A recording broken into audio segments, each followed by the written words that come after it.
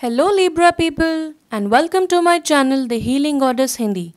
आज की reading exclusively आपके बारे में है और हम जानेंगे कैसा होगा आपका सितंबर 2020 का महीना।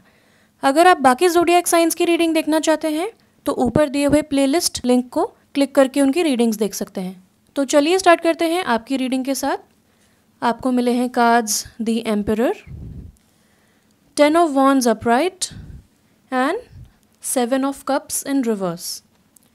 तो आपके कार्ड्स को देख के एक चीज़ बहुत ही क्लियर हो जाती है कि आप सुपर बिजी हैं, मोस्ट प्रोबेबली एक अथॉरिटेटिव पोजीशन में हैं और आपके पास बहुत सारी डिफरेंट चॉइसेस हैं जिसकी वजह से आप थोड़े से स्टक फील कर रहे हैं, आगे नहीं बढ़ पा रहे हैं। स्टार्ट करते हैं दी एम्परर कार्ड के साथ। ये कार्ड आपको बताता है कि आप बहुत ज़्यादा एक्सपीरियंस्ड हैं अपने फील्ड में और जनरली भी लाइफ में आपको बहुत ज़्यादा नॉलेज है, हर चीज़ के बारे में आपको वर्ल्ड नॉलेज है और आप एक बहुत ही इंटेलेक्चुअल इंसान हैं और हमेशा रूल्स एंड रेगुलेशंस को फॉलो करके ऑनेस्टी के साथ डिसीजंस लेते हैं। और जब बात आती है differentiating between fact from fiction तो आप बहुत ही आसानी से उसे कर लेते हैं और बाकी लोगों को भी हेल्प करते हैं ताकि वो अपनी पावर को रिकॉग्नाइज कर पाएँ और अपनी लाइफ को अच्छे से जी पाएँ।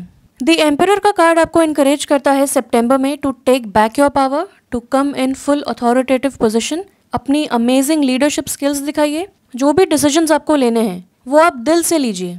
लॉजिकल तो आप बहुत हैं लेकिन जो डिसीजंस आपके सामने हैं, जो अपॉर्चुनिटीज़ या ऑप्शंस आपके सामने हैं वो सारे आपको बहुत डिफरेंट और बहुत अच्छे लग रहे होंगे। तो आपको इस वक्त देखना है going back to your original idea कि आपका ओरिजिनल आइडिया क्या है, आपका ओरिजिनल गोल क्या है और फिर आपको एक एक ऑप्शन को तोलना है और देखना है कि कौन सा ऑप्शन आपके हाईएस्ट गुड के साथ, आपके ओरिजिनल आइडिया के साथ अलाइन होता है और उसके साथ आपको आगे बढ़ना है। 10 ऑफ वॉन्ड्स अपराइट का कार्ड बताता है कि आप बहुत ज़्यादा बिजी हैं। आप नोइंगली, अननोइंगली, अनकॉन्शियसली बहुत सारी रिस्पॉन्सिबिलिटीज़ के साथ आगे बढ़ रहे हैं लाइफ में। तो ये कार्ड आपको इनकरेज करता है कि आप हार्डवर्क करिए, नो प्रॉब्लम, बहुत अच्छी बात है, इससे आपको सक्सेस मिलेगी, लेकिन थोड़ा सा डेलीगेशन इंपॉर्टेंट होता है। और सितंबर के महीने में आपके लिए 2 एडवाइस है। पहली कि आप रीप्रायोरिटाइजेशन करें। आपके पास जितने भी टास्क्स हैं आप देखें कि कौन से टास्क्स बहुत इंपॉर्टेंट हैं और कौन से टास्क उतने इंपॉर्टेंट नहीं हैं, उन्हें प्रायोरिटाइज़ कीजिए और अकॉर्डिंगली अपना टाइम उसमें लगाइए। और दूसरी चीज़, जितने भी टास्क आपके पास हैं अगर आप सारे के सारे कंप्लीट करना चाहते हैं इन अ डे और इन सम टाइम फ्रेम तो आप टाइम मैनेजमेंट के साथ आगे बढ़ें। तो 2 चीज़ें आपको करनी है सितंबर में, टाइम मैनेजमेंट और रीप्रायोरिटाइजेशन। ये कार्ड आपको इनकरेज करता है डेलीगेट करने के लिए।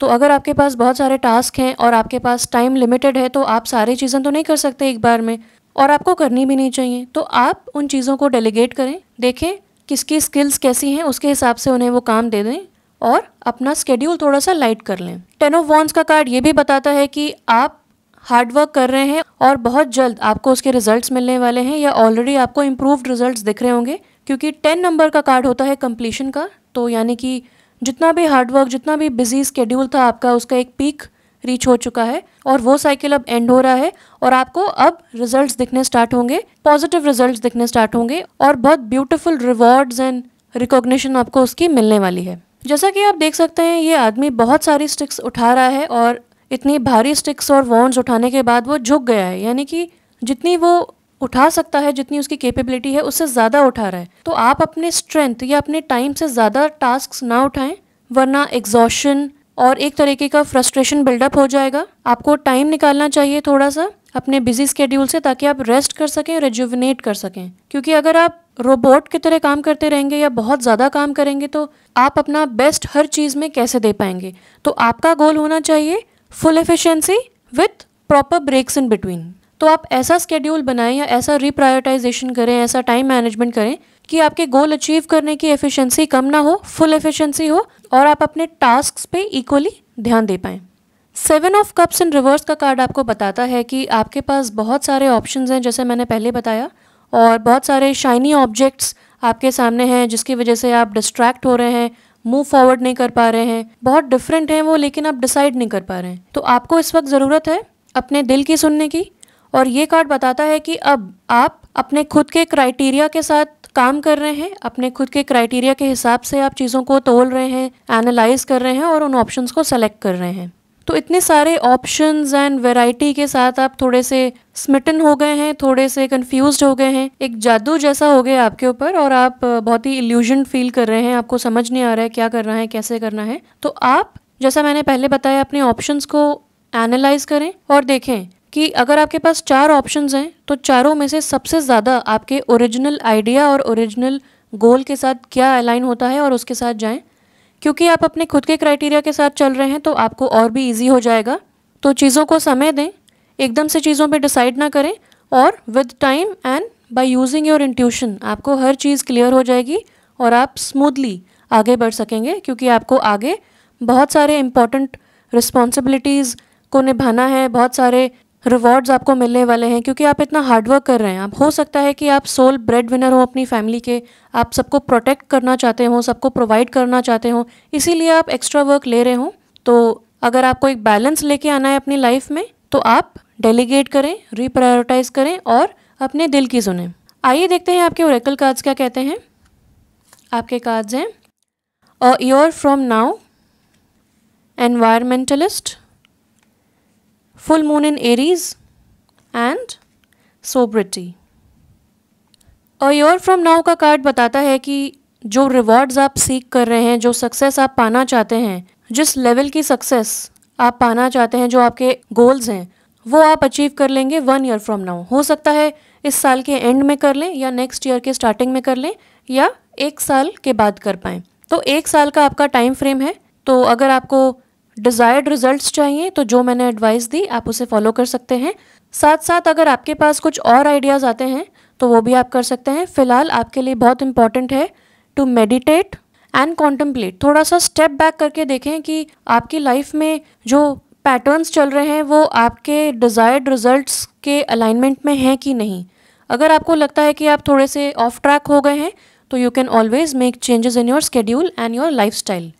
आप देखें कि आप अपनी लाइफस्टाइल में क्या चेंजेस कर सकते हैं, किस तरह आप टाइम निकाल सकते हैं अपने लिए, कैसे आप अपने professional life and personal life को बैलेंस कर सकते हैं।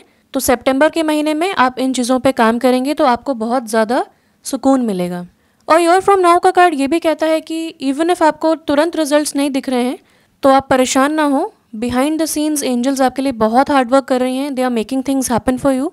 तो आपको बहुत जल्द रिजल्ट्स दिखेंगे क्योंकि आपको 10 नंबर का कार्ड मिला है। तो अगर आप परेशान हो रहे थे अब तक कि आप बहुत सारा हार्डवर्क डाल रहे हैं, रिजल्ट्स कब तक मिलेंगे, तो रिजल्ट्स बहुत जल्द मिलेंगे। You are almost there.